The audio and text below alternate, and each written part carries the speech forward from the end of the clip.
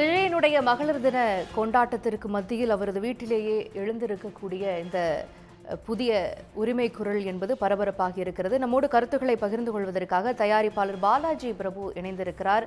இணைந்தமைக்கு நன்றி திரு பாலாஜி பிரபு. இப்போ சங்கீதா அவர்கள் எழுப்பி இருக்கக்கூடிய இந்த உரிமை குரலை எப்படி பாக்குறீங்க? அதாவது விஜய் அவருடைய அம்மாவை மதிக்கிறது இல்ல, அப்பாவை மதிக்கிறது இல்ல, தாரம் சங்கீதா அவர்களை மதிக்கிறது இல்ல, மகள் அவங்க எங்க இருக்காங்கன்னே தெரியாது. அதாவது வீட்டுல இருக்கிற முக்கியமான 3 பெண்கள், ஒன்னு தாரம், ஒன்னு தாய், இன்னொன்னு மகள். இந்த 3 பேரையுமே விஜய் மதிக்காம இந்த 3 பேரையுமே ரிஜெக்ட் பண்றாரு. எல்லாருமே வீட்டை விட்டு அனுப்புறாரு. அவங்க அம்மா பல இடங்கள்ல விஜயுடைய அந்த ஆசை அன்புக்காண்டி ஏங்குறாங்க.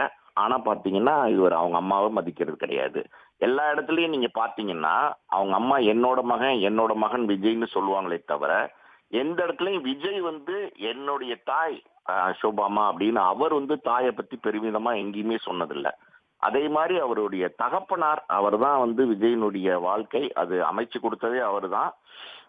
அவருக்கும் அவருடைய தகப்பனாருக்கும் ஏகப்பட்ட கருத்து வேறுபாடுகள் இருந்துட்டு இருக்கு.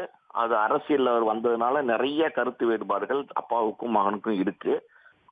அதனால நிறைய பிரச்சனைகள் ஏற்பட்டிருக்கு. அந்த அடையாறுல ஒரு ஆபீஸ் இருந்தது முதல்ல விஜய்க்கு. அந்த ஆபீஸ்ல பாத்தீங்கன்னா அவங்க அப்பாவுக்கும் அவருக்கும் நிறைய பிரச்சனைகள், ஏகப்பட்ட கருத்து மோதல்கள் இருந்திருக்கு. அந்த ஆபீஸ்க்குள்ள அவங்க அப்பாவை அனுமதிக்கிறதுக்கே விஜய் மறுத்தார். அதாவது ஒரு செய்தி இருக்கு, அப்பாவும் அம்மாவும் விஜய் பாக்குறதுக்கு நீலாங்கரை வீட்டுக்கு போனப்ப அம்மாவை மட்டும் உள்ள வர சொல்லுங்க, அப்பாவை அனுமதிக்கல அப்படின்னு சொன்னாங்க. ஆனா அந்த ஆபீஸ்லயுமே பல தடவை சந்திரசேகர் சார் அனுமதிக்கப்படல. நேரடியாவே போய் மகன்கிட்ட மன்னிப்பே கேட்டார் அவங்க அப்பா. இதெல்லாம் எனக்கு சினிமா வட்டாரத்துல ரொம்ப நெருங்கியவர்கள் சொன்ன தகவல். ஸோ அவங்க அப்பா எத்தனையோ தடவை சொல்லியும் அவங்க அப்பாவை அவர் மதிக்கிறது இல்லை. ஸோ மொத்தத்துல யாரையுமே மதிக்கிறது இல்லம்மா. ஆனா தமிழ்நாட்டு பெண்களுக்கு பாதுகாப்பு கொடுப்பேன் அப்படின்னு அவர் சொல்றாரு. இது எப்படி எடுத்துக்கிறதுன்னு தெரியல. இல்ல வீட்டுல இருக்கிற மனைவி இன்னைக்கு பாருங்க மறுபடியும் இன்னொரு மனு போட்டிருக்கிறாங்க செங்கல்பட்டு கோர்ட்ல. இந்த மாதிரி வீட்டுக்குள்ள என்ன அனுமதிக்கிறதுக்கு அனுமதி கொடுக்கணும், வீட்டுக்குள்ள அனுமதிக்கிறதுக்குன்னு சொல்லியிருக்காங்க. இந்த வழக்கு முடிகிற வரைக்கும், விவகாரத்து கிடைக்கிற வரைக்கும். ஸோ அவங்க அப்படி ஒரு மனுவை போட்டிருக்காங்கன்னா அந்த வீட்டுக்குள்ள அவங்க அனுமதிக்கப்படலைன்னு தான் நம்ம எடுத்துக்கணும். ஏன்னா இந்த விவகாரத்து மனு இது கிட்டத்தட்ட ஒரு வாரத்துக்கு முன்னாடி தாக்கல் பண்ணதுக்கு அப்புறம் இந்த மனு வெளியில லீக் ஆயிடுச்சு. இது இன்னைக்கு சோசியல் மீடியால பெரிய விவாதமா மாறினதுக்கு அப்புறம் இப்ப பாத்தீங்கன்னா அவங்க மனைவி இன்னொரு மனு போட்டிருக்காங்க. அப்படின்னா இந்த இடைப்பட்ட காலத்துல அவங்க வீட்டை விட்டு துரத்தப்பட்டு இருக்கிறாங்க அப்படின்னு தான் நம்ம எடுத்துக்கணும். மூத்த பல பத்திரிகையாளர்கள் அவங்க எல்லாம் கூட பாத்தீங்கன்னா விஜய் பற்றி அவர்களுடைய அதிருப்திகளை சொல்லிட்டு வராங்க. இந்த மாதிரி இந்த சூழல் இது எப்படி, அதாவது தன்னுடைய மனைவி அவங்க காதலிச்சுதான் திருமணம் பண்ணிக்கிட்டாரு இவரு அந்த அந்த பெண்ணை. அவங்க ஒரு லண்டன் சிட்டிசன். அவங்கள இத்தனை 28 வருஷமா விஜயோட கூட துணைவியாரா இருந்திருக்கிறாங்க. அவங்க நல்ல விதமா தான் விஜய் கவனிச்சுட்டு இருந்திருக்கிறாங்க. அவங்க ஒரு பண்பாளரா மரியாதைக்குரியவர்களா தான் இருந்திருக்கிறாங்க.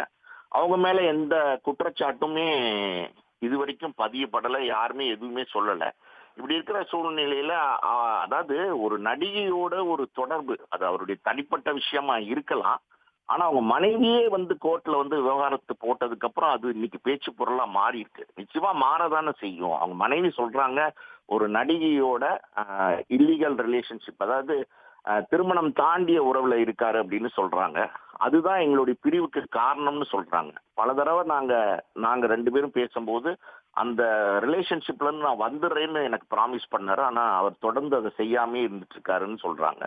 ஸோ அந்த நடிகையோட இவர் எடுத்துக்கிற புகைப்படங்கள் வெளிநாட்டுக்கு போகும்போது, பர்த்டே பார்ட்டி செலிப்ரேட் பண்ணும்போது அதை அந்த நடிகை பொது தடங்களில், அதாவது சோசியல் மீடியால வெளியிடுறாங்க. இதெல்லாம் எனக்கு ஒரு மனைவியா பெரிய பாதிப்பை ஏற்படுத்தியிருக்குன்னு சொல்றாங்க. ஸோ இது ஒரு பக்கம் மனைவி சொல்றாங்க. இன்னொரு பக்கம் மகன் விஜயை அன்ஃபாலோ பண்ணிட்டு போறாரு. எல்லா வீட்லயுமே பாத்தீங்கன்னா தகப்பன் தான் ஒரு பையனுக்கு ஹீரோவா இருப்பாங்க. அப்படி இருக்கும்போது விஜய் இன்னைக்கு சினிமால ஒரு பெரிய ஹீரோவா இருக்காரு. ஆனா அவர் மகன் விஜயை ஒரு கண்டுக்கவே இல்லைன்னு தான் நம்ம சொல்லணும். அவர் ஒரு ஜீரோவா நினைக்கிறாரு தன்னுடைய தகப்பனை. ஸோ இதெல்லாம் விஜயினுடைய இப்பதான் இந்த மாதிரி விஜயினுடைய கேரக்டர் மாறிடுச்சா, இப்பதான் இந்த மாதிரி விஜய் மாறிட்டாரா அப்படின்னா அப்படி கிடையாது. விஷ்ணு படத்தினுடைய தயாரிப்பாளர் நானு. அந்த காலகட்டங்கள் நான் சொல்றது 94 95 காலகட்டத்திலேயே பாத்தீங்கன்னா ஒரு மாதிரி ஒரு மூர்க்கத்தனமான பிஹேவியர் விஜய் வந்து பல நேரங்கள்ல செஞ்சிருக்காரு. அப்பாவுக்கும் மகனுக்கும் செட்லயே பல பிரச்சனைகள் வரும். அந்த படத்தினுடைய இயக்குனர் எஸ் ஏ சந்திரசேகர் சார் தான். அப்பா செட்டை விட்டே போயிடுவாரு. வேற ஒரு படத்தினுடைய தயாரிப்பாளர் அவங்க பணம் போட்டு எடுத்துட்டு இருக்காங்க. அந்த பொறுப்புணர்ச்சி எல்லாம் இல்லாம செட்டை விட்டே வந்து கார் எடுத்துட்டு போயிடுவாரு. அதுக்கப்புறம் அவங்க அம்மா சோபா அவங்க தான் போய் தேடி பையனை கூப்பிட்டு வருவாங்க. இது பல நேரங்கள்ல நடந்திருக்கு. ஸோ அந்த மாதிரி நிச்சயமாக இணைந்து உங்களுடைய கருத்துக்களை பகிர்ந்து கொண்டமைக்கு நன்றி பாலாஜி பிரபு. உடனுக்குடன் செய்திகளை தெரிந்து கொள்ள சன் நியூஸ் பெல் ஐகானை கிளிக் பண்ணுங்க.